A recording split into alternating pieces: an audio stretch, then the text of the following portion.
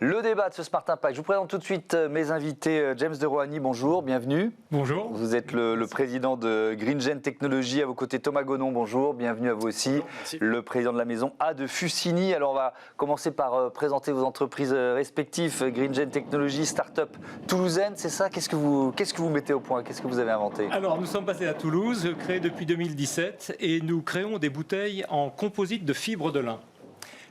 Voulez-vous que j'explique Ah oui, oui, j'ai la curiosité de savoir comment ça marche. Oui. Voilà. Alors, le composite, c'est l'alliance de deux substances non miscibles, en l'occurrence ici une tresse en fibre de lin, et autour de laquelle on met une résine.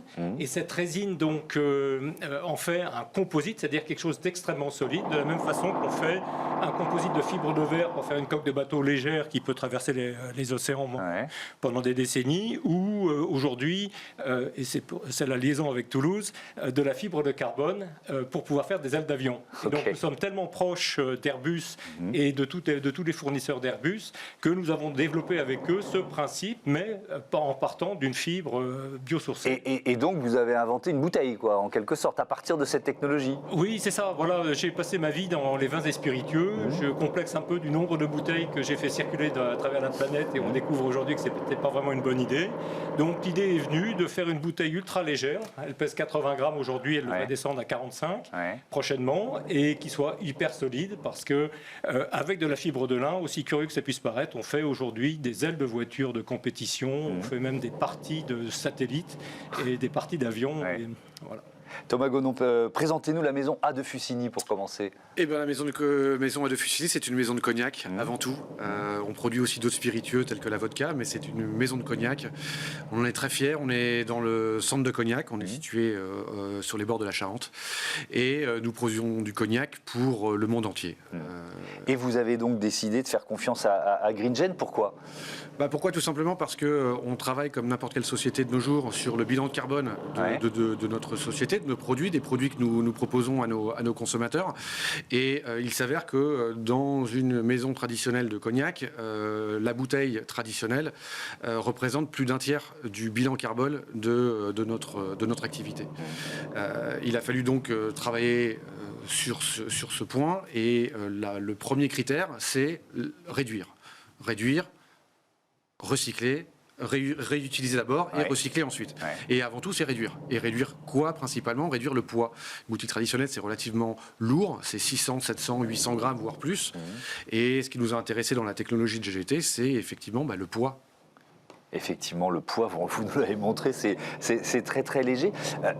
Quand même, en choisissant un contenant comme celui-là, vous cassez les codes du secteur. Vous espérez faire des émules, être pionnier peut-être, mais faire des émules? On a tout à fait conscience de mettre un petit peu un coup de pied dans la fourmilière, de remettre un petit peu en cause quelques précarés, de remettre en cause un petit peu un statut aussi historique de la bouteille qu'on connaît, traditionnelle, la bouteille de cognac, mais de spiritueux de façon générale.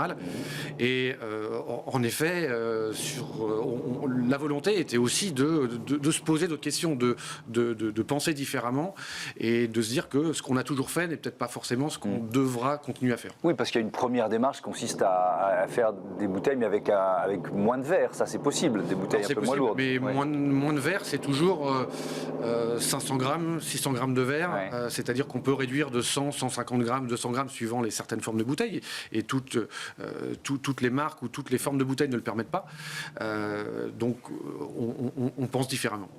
James de Rohany, quel défi il fallait relever pour faire de cette technologie, donc de cette fibre de lin, vous nous l'avez expliqué, une bouteille finalement? Parce qu'une bouteille, il y a des questions sanitaires, il y a des questions, il faut que le produit ne s'altère pas, il faut qu'il garde ses qualités. Donc quel défi vous avez dû relever? Oui, alors c'est 5 ans de R&D, donc un travail véritablement intense, et heureusement chez les actionnaires, des business angels qui y croient et qui sont très présents.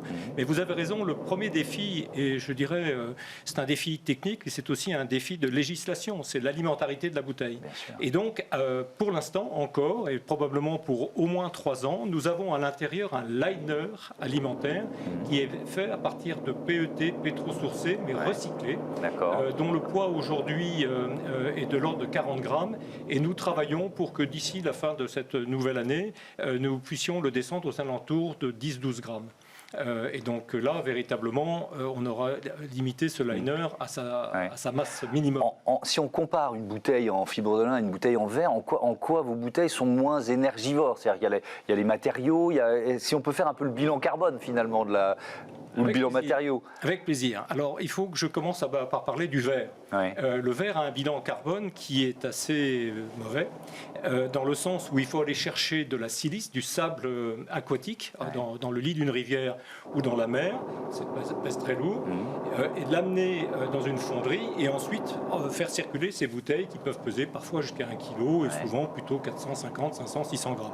Et puis, le verre, lui, se transforme à 1450 degrés. Donc, il faut des hauts fourneaux qui tournent 24 heures sur 24, 365 jours par an.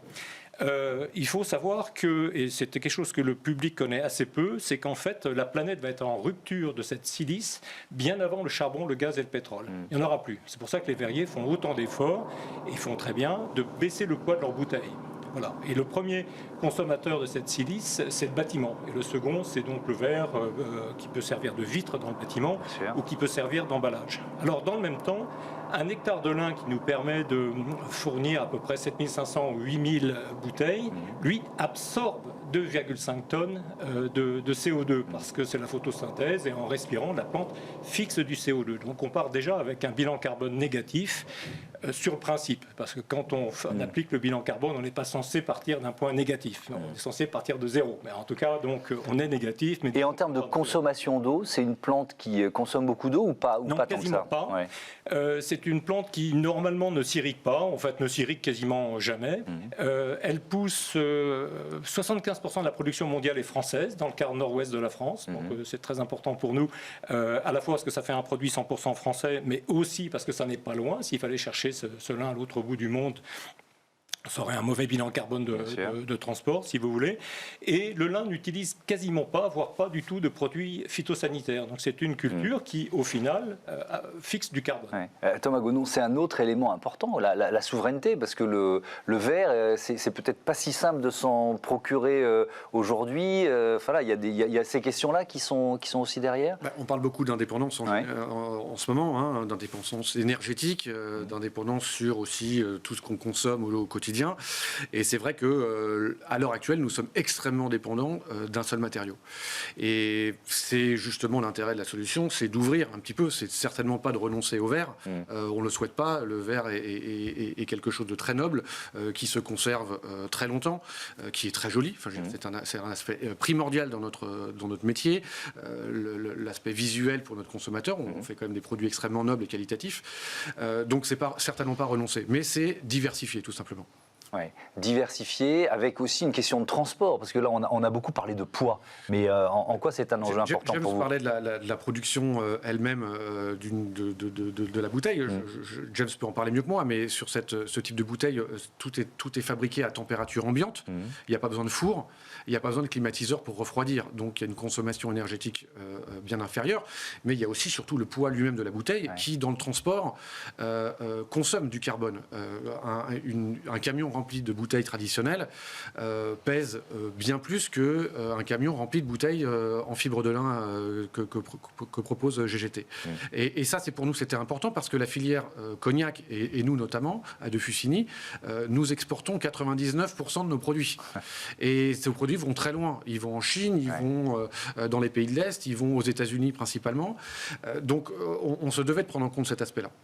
Comment réagissent vos... Alors, je ne sais pas si vous avez déjà au stade de la commercialisation, mais vous avez anticipé la réaction des clients face à une bouteille à ce point novatrice, à ce point surprenante même. Alors nous sommes passés par un financement participatif au mois d'avril. Les bouteilles ont été livrées au mois de décembre. On a eu beaucoup de retours positifs de ces consommateurs qui tenaient impérativement, parce que c'est aussi là où on en est. On a un stade où les consommateurs avaient la possibilité de participer à quelque chose de nouveau. C'est peut-être pas la bouteille bouteille définitive. Elle a l'occasion, elle aura la possibilité de s'améliorer encore dans le temps. James parlait d'alléger à nouveau le liner.